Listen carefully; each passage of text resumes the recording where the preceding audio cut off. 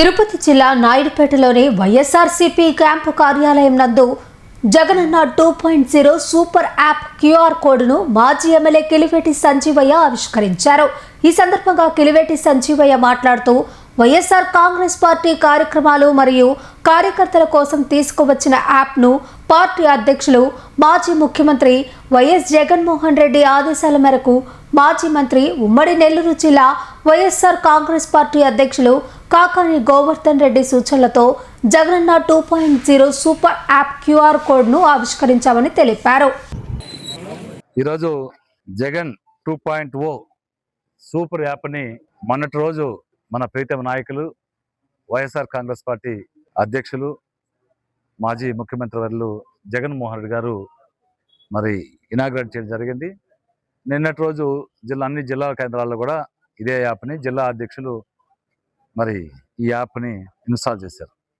ఇదే విధంగా ఈరోజు నియోజకవర్గ స్థాయిలో ఈ జగన్ 2.0 సూపర్ యాప్ని మనం కూడా ఆవిష్కరణ చేసుకుంటాం. మరి ఈ జగన్ 2.0 సూపర్ యాప్ అనేది చాలా ముఖ్యమైనటువంటి యాప్. ఈ రాష్ట్రంలో కూటమి ప్రభుత్వం చేసే అరాచకాలు కావచ్చు, చేసే దౌర్జన్యాలు కావచ్చు, అక్రమ మైనింగ్ కావచ్చు, మరి ప్రజా వ్యతిరేక పాలన కావచ్చు, ప్రజలు ఈ రాష్ట్రంలో పడుతున్న సమస్యలు కావచ్చు, అనేక వీటివి మనం వివిధ మాధ్యమాల ద్వారా ప్రజలకు తెలియజేయాలనే ఒక ఉద్దేశంతో మనం అన్నీ పెడుతున్నాం, సోషల్ మీడియాలో పెడుతున్నాం. అయితే దీనికి ఏదో ఒక సుడ్డేసి ఈ ప్రభుత్వం, కూటమి ప్రభుత్వం ప్రజలకు చేరాల్సిన సమాచారాన్ని చేరనివ్వకుండా, మనం ఏదన్నా మంచి చేసి కార్యక్రమాలు చెబితే వాటిని ప్రజల్లోకి పోనీయకుండా డిలీట్ చేసే కార్యక్రమం. మరి సోషల్ మీడియా, ఫేస్బుక్ కావచ్చు, వాట్సాప్ కావచ్చు, వీటిలో గ్రూపుల్లో పెడితే వాటిని డిలీట్ చేసే కార్యక్రమం పెట్టారు.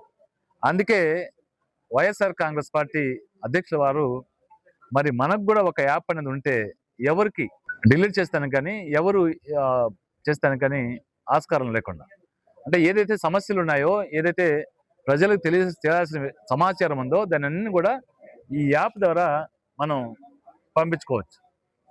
కార్యకర్త నుంచి, సామాన్య కార్యకర్త, గ్రామ స్థాయిలో ఉన్న కార్యకర్త నుంచి పై స్థాయిలో ఉన్న నాయకుల వరకు అందరికి కూడా ఈ యాప్ని ఇది స్కాన్ చేసుకుంటే యాప్ డౌన్లోడ్ అయిపోతుంది. దాన్ని మనం డౌన్లోడ్ చేసుకొని దాంట్లో ప్రజా సమస్యలు కావచ్చు, స్థానికంగా ఉన్న సమస్యలు కావచ్చు, ఈ ప్రభుత్వం చేసే వ్యతిరేక కార్యక్రమాలు కావచ్చు, మన సమస్యలు కావచ్చు, అన్నీ కూడా ఏదైనా కూడా అధ్యక్షుల వారికి తెలియజేయాల్సుకున్నటువంటివి పెట్టచ్చు. ఈ రాష్ట్రంలో జరుగుతున్నటువంటి పాలన మీద ప్రజా అభిప్రాయం పెట్టచ్చు. అన్నీ కూడా ఈ యాప్ ద్వారా మనం సమాచారం పంపించుకోవచ్చు. ఇది ఎవరు కూడా డిలీట్ చేస్తాను కానీ, ఎవరు కూడా చొప్పించి దీంట్లో మనల్ని ఇబ్బంది పెట్టే కార్యక్రమాలు చేయడం కానీ జరుగు. కాబట్టి వైఎస్ఆర్ కాంగ్రెస్ పార్టీ నాయకులకి, కార్యకర్తలకు అందరూ కూడా చెప్పడం ఏంటంటే, ఈ యాప్ని ఈ ఆండ్రాయిడ్ ఫోన్లో కావచ్చు, ఐఓఎస్లో కావచ్చు, రెండిట్లో కూడా 2 స్కానర్స్ ఇచ్చారు. ఇది స్కాన్ చేస్తేనే మనకు యాప్ డౌన్లోడ్ అవుతుంది. ప్రతి ఒక్కరు డౌన్లోడ్ చేసుకోవాలి. స్థానికంగా మీ సమస్యలు కావచ్చు, ఇది అందరూ కార్యకర్త నుంచి అధ్యక్షుల వారు జగన్మోహన్ రెడ్డి గారి వరకు ప్రతి ఒక్కరు కూడా దీంట్లో చూస్తారు. ఈ చూసినప్పుడు ఏంటంటే వాళ్ళకి కూడా యాప్ డౌన్లోడ్ చేయగానే రెఫరల్ కోడ్, ఆ రెఫరల్ కోడ్ మీరు నోట్ చేసి పెట్టుకోవాలి, వాట్సాప్లో పెట్టుకోవాలి. అందరూ కూడా చేస్తారు. కాబట్టి దాన్ని అందరూ కూడా డౌన్లోడ్ చేసుకోవాలని మీ అందరినీ కోరుతా ఉన్నా. గావిలు శాండ్ విషయంలో కలెక్టర్ గారు, ఎస్పీ గారు ఏదో మొన్న ముఖ్యమంత్రి గారు వచ్చి మరీ ఇబ్బందికర పరిస్థితుల్లో ఉన్నాయి అని చెప్పిన తర్వాత లోకల్ బాడీ ఎలక్షన్లకు పోయే క్రమంలో వీటిని 4 రోజులు మీరు దండం పెట్టి చెప్పాడు చంద్రబాబు నాయుడు గారు. ఈ 4 రోజులు బతికించండి పార్టీని, ఇప్పుడు దోచుకుని చాలు, ఒక 4 నెలలు ఉండండి, ఎలక్షన్ ఎంతవరకు ఆగండి, మళ్ళీ దోచుకోవచ్చు, మనము ఎలక్షన్లను ఆగండి అని చెప్పినట్టున్నారు. అందుకనే అధికారులు కూడా ఇన్స్ట్రక్షన్స్ చేసేస్తారు. మరి వీళ్ళు మాట వస్తే ఇది ప్రజాపాలనని, లేకుంటే మంచి ప్రభుత్వం అని చేస్తున్నారు. నేను అడుగుతున్నా, ఎన్నోసార్లు అడుగుతున్నాం, మీరు ఈ 2.5 సంవత్సరాల కాలంలో ప్రజలకి ఏం మేలు చేశారో స్పష్టంగా చెప్పాలా. మేము చేసేసినామంటే కాదు, ఈ కార్యక్రమం చేసినామని చెప్పాలి. అభివృద్ధి కార్యక్రమాలు చేసినాము, సంక్షేమ కార్యక్రమాలు చేసినాము అని చెప్తున్నారు, కానీ సంక్షేమ కార్యక్రమాలు మీరు ఏం చేశారు? మీరు మేనిఫెస్టోలో ఇచ్చినట్టు ఈ రోజుకైనా సక్రమంగా నెరవేర్చాలి లేదా? అది లేదు. అభివృద్ధి కార్యక్రమాలు అంటున్నారు, కానీ ఏ అభివృద్ధి కార్యక్రమం స్పష్టంగా చెప్పాలి. ఏదో 4 రోడ్లు వేసేస్తామంటే కాదు, ఎన్ఆర్జీసీ వచ్చిన రోడ్లు వేసేసి చేసినామని మీరు చూస్తూ ఉన్నారు. మీరు చూస్తుంటే ఇరిగేషన్ సంబంధించి కాలువలు పూడికలు తిన్నారు, ఒక్కటైనా శుభ్రంగా చేసే ఉందా? అన్నీ కూడా కార్యకర్తలకి డబ్బు పంచే వర్కులు తప్ప ప్రజలకు ఉపయోగపడే ఒక్క వర్క్ కూడా చేయట్లా. ప్రజలకి ఉపయోగపడే ఒక్క వర్క్ చేయట్లా. మాటొస్తే ఆరోగ్యశ్రీ మేము కోట్లాది రూపాయలు ప్రజలకి CMRF ద్వారా ఇచ్చారంటున్నారు. వాళ్ళు తెలుసుకోవాల్సింది ఒకటి, CMRFలో ఒక వ్యక్తి 1 లక్ష రూపాయలు ఖర్చు పెట్టి ఆసుపత్రులు డబ్బులు పెట్టి ఖర్చు పెట్టుకొని వస్తే గుద్దుకుంటున్నారు, కానీ ప్రజలు నష్టపోయింది చూడలేదు. అదే వైఎస్ఆర్ కాంగ్రెస్ పార్టీ ప్రభుత్వ అధికారంలో ఉన్నప్పుడు జగన్మోహన్ రెడ్డి గారి పాలనలో ఆరోగ్యశ్రీ ద్వారా లైన్ హాస్పిటల్ అన్నింటిలో కూడా ఫ్రీగా ఉచిత వైద్యం అందింది. ఉచిత వైద్యం ఈరోజు అందే పరిస్థితి లేదు.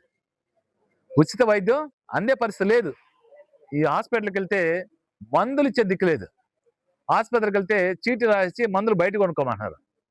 దీనికి సమాధానం చెప్పాలా? మీరేదో ఆర్భాటంగా డప్పులు వాయించుకోవడం కాదు, దీనిలో జరిగే వాస్తవిక పరిస్థితులకు రావాలి. వాస్తవిక పరిస్థితుల్లో రాకుండా అభివృద్ధి కార్యక్రమాలు చేస్తాయి. ఎన్ని ఇప్పుడు 2 సంవత్సరం అయిపోతుంది అంటే సగం కాలం అయింది. మేము స్పెసిఫిక్గా ప్రజలకు ఉపయోగపడే కార్యక్రమం ఇది చేసామని చెప్పండి. ఏమి లేదు. మీరు రోడ్లు మున్సిపాలిటీలో 85% టీడీపీ కానీ 80% టీడీపీ కానీ 80% టీడీపీకి 15% జనసేనకి 5% మరి వాళ్ళ విషయం మనకు అవసరం లేదేమో కానీ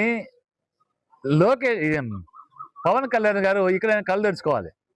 ఆయన స్థాయిని ఎంతవరకు పెంచారు, ఆయన స్థాయిని ఎంతవరకు తగ్గించదు. నీ స్థాయి 15% ఈ రాష్ట్రంలోని.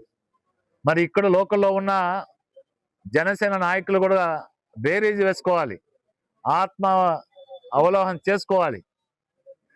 ఏమైంది మన పరిస్థితి, ఏంది మన పార్టీ పరిస్థితి అని మీరు ఎందుకు పోతున్నారు? రేపు మళ్ళీ జనరల్ ఎలక్షన్ వచ్చేకే అది కూడా పోతుంది. ఆ 21 సీట్లు కూడా ఇచ్చే పరిస్థితి లేరు. అది మీరు గమనించుకోవాలి. వాళ్ళు కూడా ఒత్తాసి పలిసే తప్ప ఈ రోజుకి నోరు తెచ్చి మాట్లాడమంటున్నాం. పవన్ కళ్యాణ్ గారిని నోరు విప్పి మాట్లాడమని మేము కోరుకుంటా ఉన్నాం. ఎందుకంటే ఎలక్షన్ ముందు ఆర్భాటంగా చెప్పారు, ప్రశ్నించే గొంతు ప్రశ్నిస్తా అని, నిలదీస్తా అని, అన్యాయాన్ని ఎదిరిస్తా అని.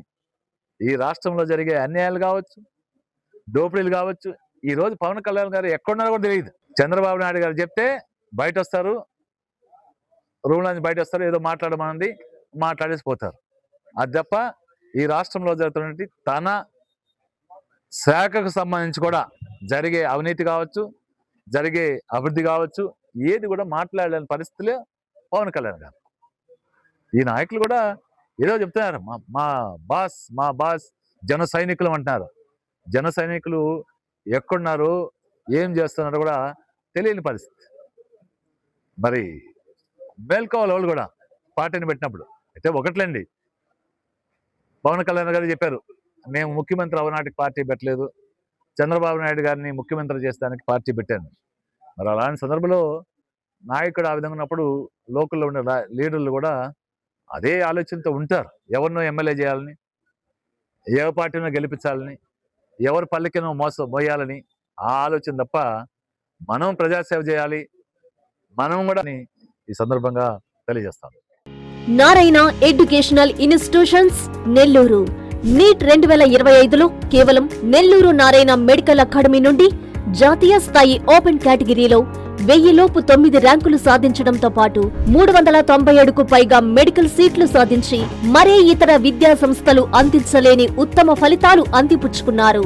నీట్ లాంగ్ టర్మ్ బ్యాచ్ కు జూలై 13 నుండి క్లాసులు ప్రారంభం. సంప్రదించండి నెల్లూరు నారాయణ మెడికల్ అకాడమీ.